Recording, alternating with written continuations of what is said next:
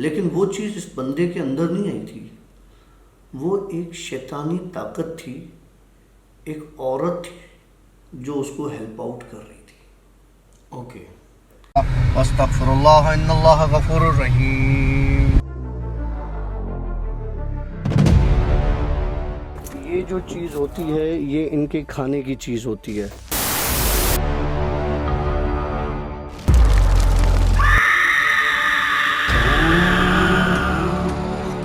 वो जो गहराई में गिरने से डरते हैं, वो जो गहराई में गिरने से डरते हैं लोग, तेरी आंखों के समंदर में डूब जाते हैं। वाह। तेरी आंखों के समंदर में, तेरी आंखों के नहीं, किसके लिए शेर? तेरी आंखों के समंदर में डूब जाते हैं। ओके, लेकिन शेर तो बहुत अच्छा था, और ना ही मेरी आंखें इतनी खूबसूरत है कि तू इस आंखों में डूब जाएगा। पानी पिएगा या मैं पीऊँ? ओके। ऑलराइट फ्रेंड्स, अस्सलाम वालेकुम, welcome to yet another the boot show. और द बूट शो की एक और सनसनीखेज स्टोरी के साथ मैं हूँ आशी, और हमारे साथ मौजूद हैं हमारे शायर, हमारे एक्टर, डायरेक्टर, म्यूजिशियन और story teller doctor Kashif. Sir कैसे मजा? अल्हम्दुलिल्लाह। तो ठीक है। अल्हम्दुलिल्लाह। एक्टिंग का शौक़ था किसी वक्त में, वो हम छोड़ चुके हैं, तो वो गुण अभी भी मौजूद हैं डॉक्टर साहब में। म्यूज़िक का शौक था, वो भी छोड़ चुके, लेकिन वो शौक़ तो अभी भी है। कल हमारे एक दोस्त आए थे, शहजाद सुमरो साहब, उनका चैनल है, तो उसने कल आया बड़े दिनों के बाद, कहने लगे, अरे यार मेरा दोस्त तेरे को बड़ा मिस कर रहा था यार, आज बड़ी याद आई एक पुराना गाना सज्जाद अली का, हम लोग लाइव परफॉर्म करते थे, तो वो उसके लिए आया। क्या वो गाना सुना मैंने, तो बड़ा मुझे वो अच्छा लगा और पुरानी यादें कुछ ताज़ा हो गई, तो आज हम कचहरी के लिए बैठे। तो वेल, पुराने दोस्त जितने भी हैं, मिलना मिलाना कभी मत छोड़िएगा। अभी एक वक्त आएगा, मैं आपको बताता हूँ एक चीज़, फ्यूचर प्रेडिक्ट कर रहा हूँ मैं आपको। जब इंसान यंग एज में होता है, छोटा होता है, टीन एजेस में होता है, तो दोस्तों के साथ मिलना मिलाना रहता है, और उसके बाद फिर हम प्रोफेशनल लाइफ में चले जाते हैं, फिर हम जॉब्स में लग जाते हैं, और फिर शादी, बच्चे और ये सब चीज़ें, तो उसके बाद हम सब टूट जाते हैं, कट जाते हैं दोस्तों के साथ। लेकिन फिर अब ट्रेंड चेंज होंगे, ये बात दिमाग में रख लिया, ट्रेंड चेंज होंगे। अब वो जो व्हाट्सएप ग्रुप्स में जब आपकी दोस्तियां चल रही हैं, अब जब हम लोग 60 साल के हो जाएंगे, रिटायर हो जाएंगे, रेस्ट का टाइम आएगा, तो वो ही सारे दोस्त अब ग्रुप से आप लोग आपस में मिलना जुलना शुरू करो। तो जो बड़ी एज के लोग होंगे वो फिर वही टीनेज वाला मजा लेंगे, और जितना हो सके किसी भी एज में लाइफ को मस्त जिए, खुश रहें, इंजॉय करें, लेकिन तफरी ऐसी हो जिससे कोई और नुकसान ना हो, किसी को तकलीफ ना हो। तो डॉक्टर साहब की स्टोरी से स्टार्ट करते हैं। डॉक्टर साहब क्या सुनाएंगे सर? यार वैसे मैं एक बात सोच रहा था कि हम जब बड़े हो जाएंगे, अभी और कितने बड़े होंगे, लेकिन हम जब बूढ़े बुजुर्ग हो जाएंगे, तो हमारे बच्चे हमसे क्या सीखेंगे?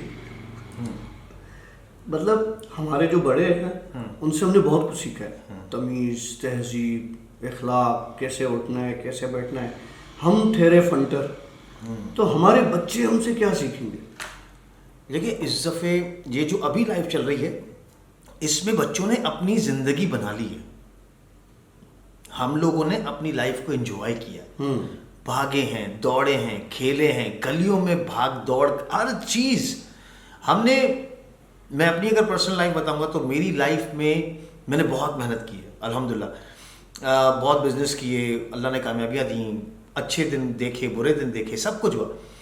लेकिन हमारे बच्चे जो हैं वो महदूद हो गए हैं कमरों तक, वीडियो गेम्स, मोबाइल्स, आईपैड्स, यहाँ पर महदूद हो गए। मैं ये समझता हूँ कि हमारे जो अब आने वाली जो नस्लें होंगी वो किस तरह बताऊँ, माठी होंगी। मतलब ट्रूली स्पीकिंग, थोड़ा सा अजीब सा वर्ड है, लेकिन हमारे बच्चे माठे होंगे। माठे मतलब वो, उनको किसी दुनिया का पता नहीं होगा, दुनियादारी का पता नहीं होगा, और कैसे आगे चल के काम चलेगा ये तो अल्लाह ही बता सकता है। हम लोगों ने खुद अपनी जनरेशन्स को ख़राब किया। एक बड़े अच्छे दोस्त एक बात की थी, कह रहा है कि देख लेना हमारे आगे चल के जो नस्लें होंगी ना, नस्लें जो हमारी पैदा होंगी वो घुक्की पैदा होंगी, मतलब वो यूं होंगे, मतलब वो, क्योंकि सारा दिन मोबाइल, तो उनके शोल्डर्स यूं नहीं होंगे, उनके शोल्डर्स यूं होंगे। ये होगा, ये होगा। डॉक्टर साहब स्टोरी पे चलते हैं। हमारे रूम का एसी जो है वो हमने सोलर लगवाया, तो ये इसने कनेक्शन काट दिया एसी का शायद, तो हम लोग गर्मी में हैं। डॉक्टर साहब पसीना पसीना हो रहा है। Sir story please. एक लड़का था, वो जो ये बात निकली ना, उसी से मुझे उसका किस्सा याद आ गया। वो हर वक्त किताबों के पीछे पड़ा रहता था। उसने अपनी लाइफ को एक कमरे तक महदूद कर लिया था। ना किसी से दोस्ती, ना कहीं आना जाना, ना किसी से कोई बातचीत करना। उसका रूटीन ये हुआ करता था, वो सुबह उठता था, यूनिवर्सिटी जाता था, यूनिवर्सिटी में कोई दोस्त नहीं होता था, सिर्फ किताबें। वापस आता था घर पर, लंच करता था, सो जाता था अपने कमरे में, उठता था, फिर अपनी स्टडीज़। और उसने अपनी लाइफ को एक रोबोटिक लाइफ बना दिया था। ये करना है, ये करना है, ये करना है, ये करना है। देखिए, बाहर निकलना, लोगों में उठना बैठना बहुत ज़रूरी होता है। अच्छा, उसका उस पर क्या असर पड़ रहा था, उसकी सेहत पे क्या असर पड़ रहा था, उसे अंदाज़ा नहीं हो रहा था इस चीज़ का, न ही उसके घर वालों को, क्योंकि उसके घर वाले, उसके वालिद यही कहते थे कि यार मेरा बच्चा पढ़ रहा है।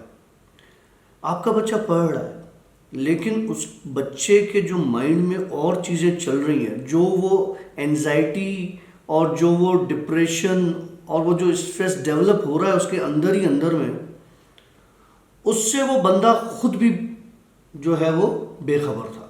और घर वालों को तो वैसे भी पता नहीं था, उनको ये पता था कि पढ़ रहा होता है। और ये इसको यूनिवर्सिटी में एक बंदी पसंद आई,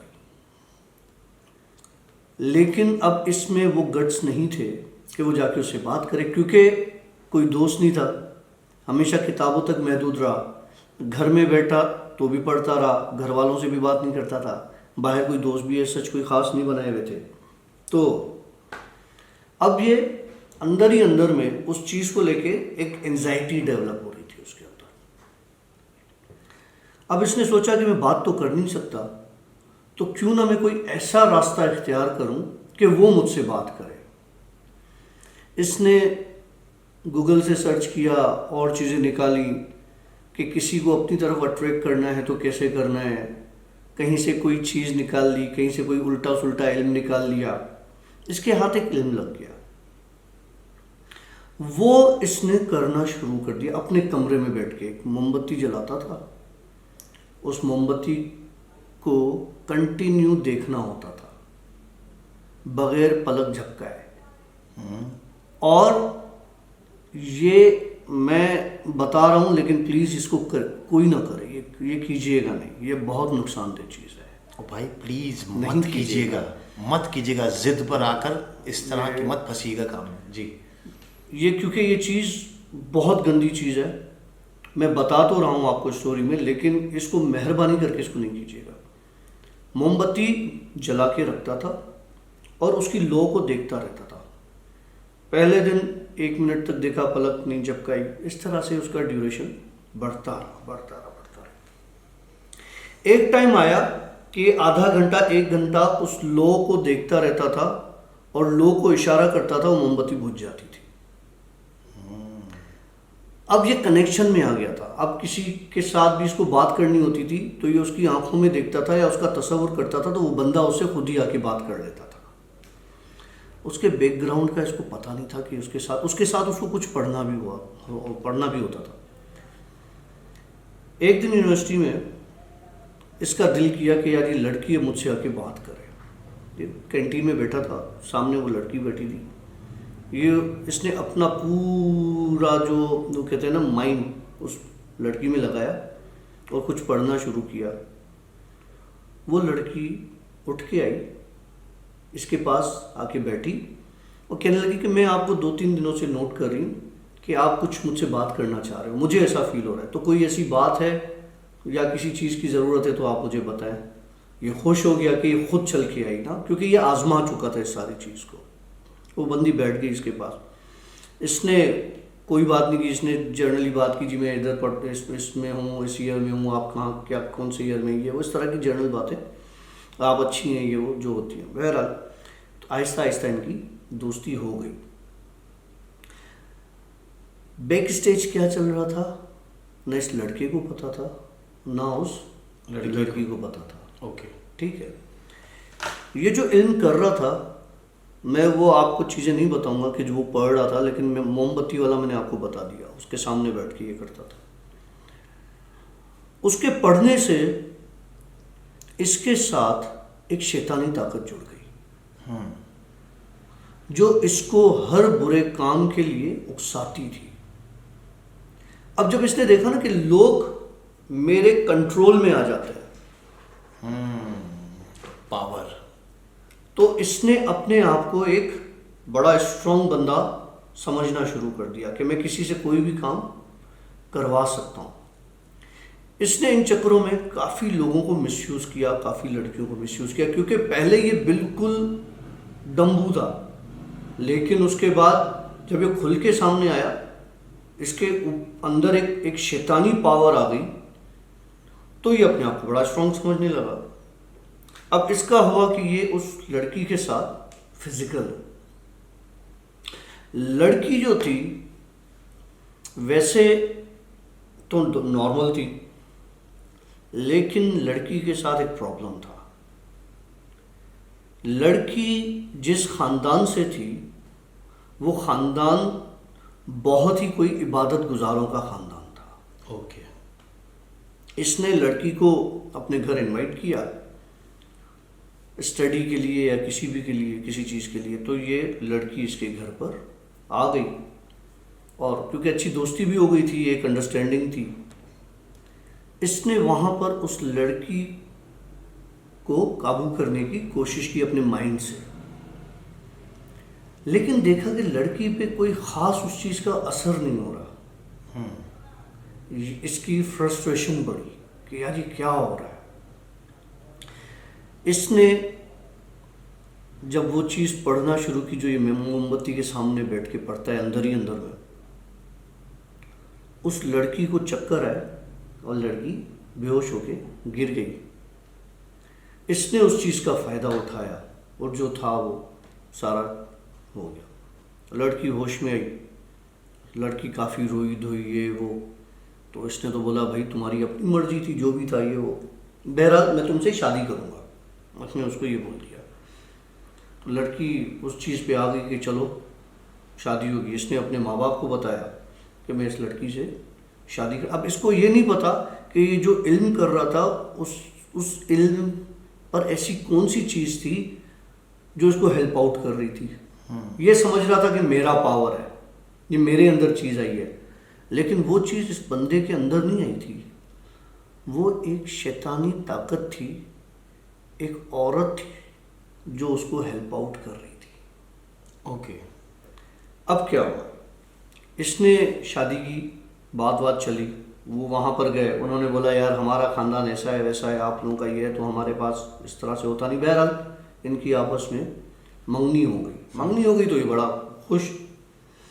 मंगनी होने के बाद उस लड़की के साथ क्या होता था, डेली रात को उस लड़की की पीठ पर इतने बड़े वूंड्स आते थे कट के।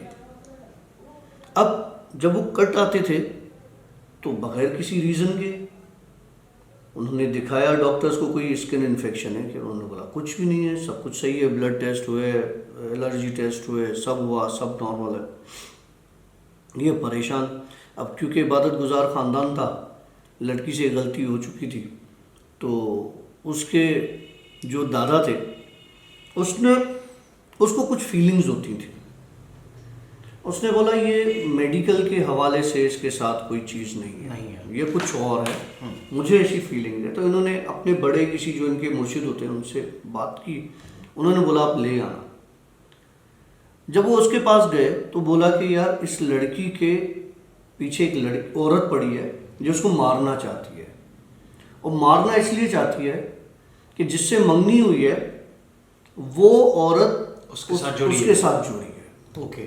तो अब एक चीज़ उनके दिमाग में बैठ गई कि यार मुर्शिद ने बोल दिया ये सही बात होगी। इन्होंने आके रिश्ता ख़त्म कर दिया। ओके। कि भाई हम नहीं कर सकते और ये मसला है। पहले तो लड़के ने उस चीज़ को नहीं माना, लेकिन फिर उसको पता था कि कुछ तो है, इन्होंने रिश्ता विश्ता ख़त्म कर दिया, लड़की के साथ फिर कुछ नहीं हुआ, लड़की सेट हो गई। अब क्या होता था, लड़का खून की उल्टियाँ करता था। जब खून की उल्टियाँ आती थी उसको, तो उसको लगता था कि मेरे अंदर से कोई बड़ी चीज़ निकल रही है, कोई मतलब कोई मुसीबत थी मेरे अंदर जो रिलैक्स हो जाता था। ठीक है। लेकिन एक चीज़ जो थी वो थी, एक रात इस लड़के की तबीयत बहुत ख़राब हो गई, तो माँ बाप लेके हॉस्पिटल भागे। जब हॉस्पिटल गए तो देखा एक औरत है जो इसके सिरहाने खड़ी है। उनको बाकायदा वो औरत नज़र आई। जब लड़का होश में आया, इंजेक्शंस का असर ख़त्म हुआ, तो उसने देखा कि औरत तो कहने लगा अपने माँ बाप को कि ये कौन है। तो उन्होंने कहा कि हमें तो नहीं पता, ये तो तुम्हारे साथ है, ये मतलब तुम हॉस्पिटल में आए हो, ये पीछे आई है। कहने लगी कि मैं जानती हूँ इसको। तो बोला मैं तो नहीं जानता। अब वो सुन रही है, औरत खड़ी है, वो सुन रही है। उस औरत ने बोला मैं इसको ऐसे जानती हूँ कि इसने मुझे अपनी मर्जी से अपने पास बुलाया है। ओके। लेकिन अब मैं जाऊंगी अपनी मर्जी से, अब मैं इतना आसानी से नहीं जाऊंगी। अब वो सारी बात इसकी खुल गई। जब खुल गई तो उन्होंने कहा कि यार अब क्या करना चाहिए। इन्होंने आमिल से बात की कि यार खुदा के वास्ते कोई जान छुड़ा दो इस लड़के की, ये हो गया। आमिल ने पढ़ाई शुरू की। आमिल ने बोला कि ये औरत इतनी स्ट्रांग है कि ये मेरे कंट्रोल से बाहर है। ओके। एक दिन उस लड़के ने सुसाइड कर ली।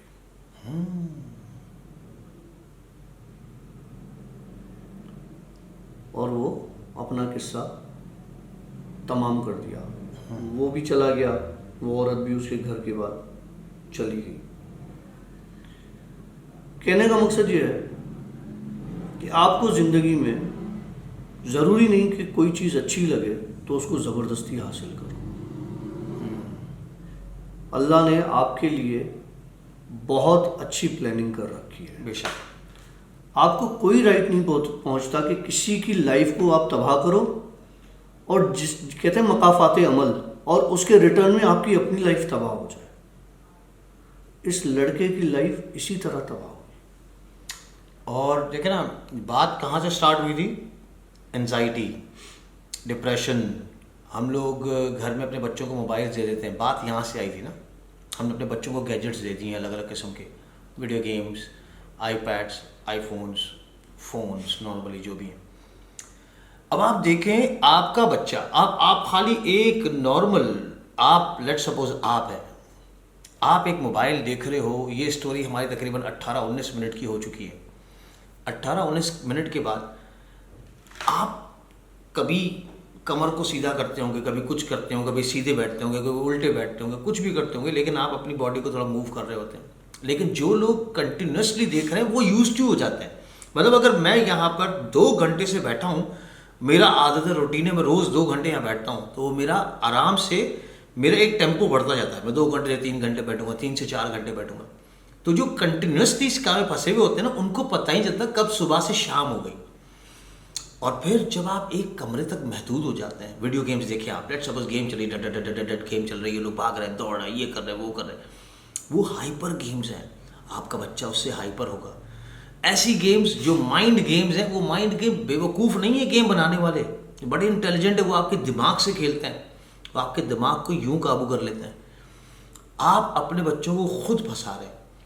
इसी से ही फिर एंजाइटी, डिप्रेशंस और अलग अलग किस्म की बीमारियां और पैदा होती हैं। तो खुदारा हम लोग सब इस चीज़ में, हम लोग सब खुद है, रात को थके हुए होंगे, मर रहे होंगे, ताकत नहीं होगी, लेकिन फिर भी मोबाइल उठा के मोबाइल देखेंगे, 10 बार मोबाइल मुँह पे भी गिरेगा, नींद आ रही है यार, फिर उठाओ, नहीं यार इस चीज़ को कंप्लीट कर लें। तो इस चीज़ से थोड़ा सा मैंने, यकीन माने, मैंने बड़ी कोशिश की कि मैं अब फ़ोन इस्तेमाल नहीं करूँगा, छोड़ दूँगा। लेकिन मेरा सारी ज़िंदगी इस पर है यार, मेरे अलार्म्स इस पर हैं, मेरे रेसिपीज सारी इसमें हैं, मेरे सारी हर एक चीज़ इस पर है यार। अब मैं इतना इसके ऊपर मैं बाउंड करने लगा हूँ अपने आप को कि मैं क्या करूँ। लेकिन मेरा प्लान है, मैं बहुत जल्दी इन फ़ोन्स को छोड़ दूँगा, इंशाल्लाह। वेल आई होप कि आप लोगों को आज की थोड़ी सी स्टोरी इतनी डरावनी नहीं थी लेकिन रियल थी, आपको अच्छी लगी होगी। अगर अच्छी लगी है तो लाइक कर दीजिएगा, अगर समझ में नहीं आई डिसलाइक ठोक दें, कोई मसला नहीं, लेकिन बदतमीजी मत कीजिएगा प्लीज़, गाली गलौज मत कीजिएगा। मैं भी बड़ा थका हारा होता हूँ, यही बड़ा थका हारा होता है, फिर गुस्से में फिर हम लोग कुछ कह देंगे तो वो गलत बात हो जाती है। हम ये कहते हैं कि प्यार मोहब्बत की ज़िंदगी हो, अच्छी नहीं लगी तो डिसलाइक, अच्छी लगी तो लाइक, और प्लीज़ अगर अच्छी लगी है तो सोशल मीडिया अपने प्लेटफॉर्म्स पर हमारे वीडियोज़ को शेयर करें, हमारे इस वीडियो के लिंक को शेयर करें, हमारे चैनल को सपोर्ट करें। अब लेंगे इजाज़त, इंशाल्लाह मिलेंगे कल एक नई स्टोरी के साथ। से या बाय, अल्लाह हाफ़िज़। अस्तगफिरुल्लाह इन्नल्लाह गफूरुर रहीम। ये जो चीज़ होती है ये इनके खाने की चीज़ होती है।